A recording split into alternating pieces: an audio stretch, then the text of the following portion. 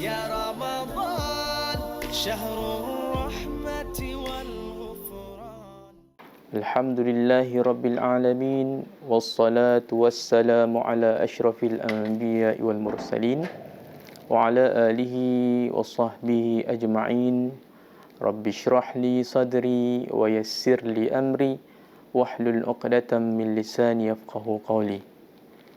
Sidang penonton, para pendengar yang dirahmati oleh Allah Subhanahu wa taala sekalian, bertemu lagi kita dalam siri tazkirah ringkas yang dibawakan oleh Akademi Pengajian Islam Universiti Malaya pada kali ini. Baik. Alhamdulillah, kita telah sampai ke sekian harinya di dalam Ramadan 1445 Hijrah pada tahun ini. Kita perlu merafakkan rasa kesyukuran kita kepada Allah Subhanahu Wa Taala kerana masih diberikan ruang dan juga peluang. Ia merupakan satu nikmat yang harus disyukuri oleh setiap daripada kita umat Islam, yang mana ada di kalangan kita yang benar-benar rindukan Ramadan namun tidak sempat untuk datang ke bulan ini, dan ada sebahagian daripada kita yang masuk ke dalam bulan Ramadan kemudian ditakdirkan baginya tidak sempat untuk menghabiskan Ramadan. Dan sidang penonton yang dirahmati oleh Allah Subhanahu Wa Taala, bagaimanakah kita yang masih diberikan nikmat iman dan Islam untuk berada di bulan yang penuh dengan keberkatan ini? Bagaimanakah hubungan kita dengan Allah? Bagaimanakah ibadah kita di bulan ini? Apakah makin meningkat ataupun makin merosot? Itu semua berbalik dan bertanyalah kepada kita.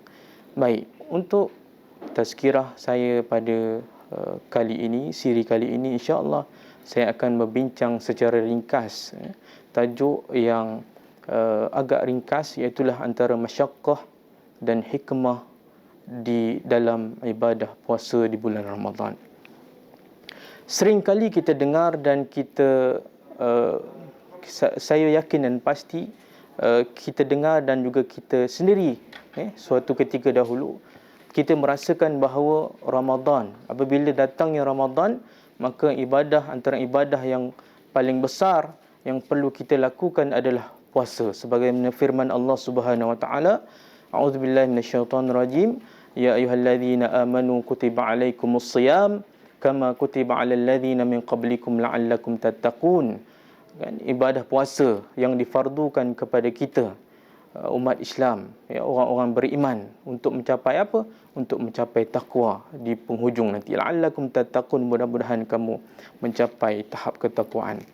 Baik, di dalam kita menjalankan ibadah puasa di dalam bulan Ramadan ini, kita akan dapati satu kepayahan ataupun kesulitan yang mana bentuknya macam-macam mengikut keadaan orang. Ada orang itu dia berasa lapar, ada orang itu dia berasa perut dia berangin, ada orang itu dia berasa sangat-sangat dahaga, ada orang itu dia berasa sangat letih, ada orang itu dia berasa sangat tidak bertenaga, dan macam-macam perihal mengikut kepada situasi orang itu.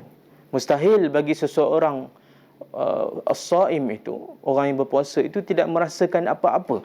Pasti dia merasakan sesuatu yang mana kita sebut sebagai masyaqqah. Namun begitu, sidang penonton yang dirahmati oleh Allah Subhanahu Wa Taala, sebelum kita hurai tajuk kita itu, kita pergi kepada basic knowledge ataupun basic hal yang perlu kita tahu tentang masyaqqah ini. Dalam mana-mana pentaklifan yang Allah fardukan kepada kita, mahu tidak mahu, hendak tidak hendak, semuanya ada masyaqqah. Namun semua masyaqqah itu dia berada dalam biqadri mukallaf, tahta qadratil mukallaf, berada di bawah kudrat mukallaf. Bermakna mukallaf itu iaitu kita mampu untuk melaksanakan.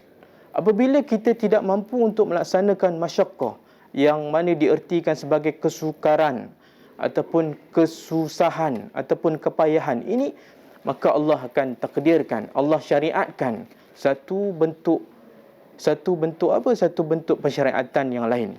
Yang biasanya kita dengar rukhsah. Rukhsah satu bentuk pensyariatan yang berlawanan dengan azimah. Azimah dan rukhsah ini kita selalu dengar dalam siri-siri kuliah bersama asatizah kita di surau dan masjid, insya-Allah. Baik. Contoh, saya bagi contoh yang mudahlah.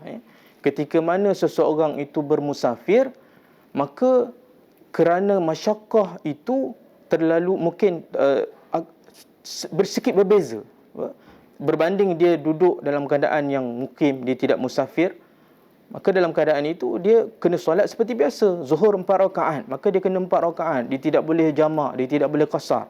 Berbeza dalam keadaan dia musafir, nak pula musafir ketika mana di dalam bulan Ramadan, maka dia dibenarkan untuk melakukan iftar. Saya nak ceritanya tentang bentuk ini, masyakkah. Apabila Allah mentaklifkan kepada seseorang hamba itu ibadah ataupun syariat ataupun arahan-arahan tertentu, maka dia pasti boleh buat. Dan dalam keadaan yang dia tidak boleh buat, maka Allah syariatkan satu pensyariatan yang lain yang dinamakan sebagai hukum rukhsah. Hukum rukhsah. Baik. Jadi tuan-tuan dan puan-puan, saya nak tanya, apakah ibadah puasa di bulan Ramadan ini boleh mendatangkan hukum rukhsah untuk kita tidak berpuasa, ataupun untuk kita boleh berbuka sesuka hati tanpa adanya sebab-sebab yang syar'i, ataupun kita boleh meninggal menggantikan? Kerana apa? Kerana di luar sana masih ada laporan yang melaporkan geng plastik hitam masih lagi berluar-luasa, kan?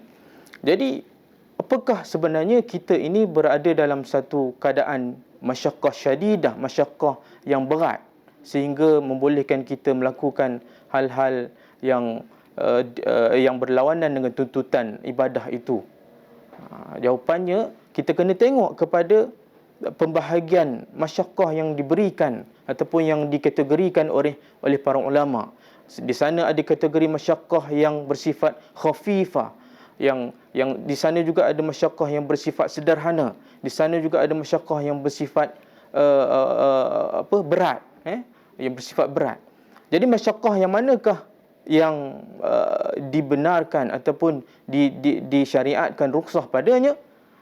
Kan, kalau kita tengok contoh, saya bagi contoh senang ya tuan-tuan dan puan-puan sidang penonton, jika dalam persyariatan jihad, di situ juga ada masyakkah yang melibatkan kesukaran ataupun yang mengundang nyawanya mungkin melayang, kan, kerana jihad itu, ataupun luka jarah dan sebagainya.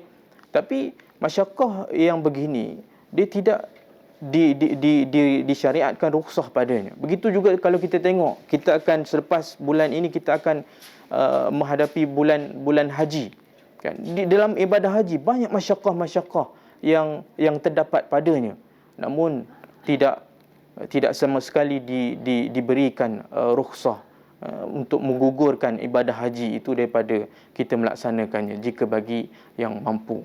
Jadi di sini begitulah juga dengan ibadah puasa yang kita sedang laksanakan di dalam bulan Ramadan ini, yang mana sekiranya tidak ada sebab-sebab syar'i, maka masyakkah yang bersekali dengan ibadah ini, iaitulah lapar kita,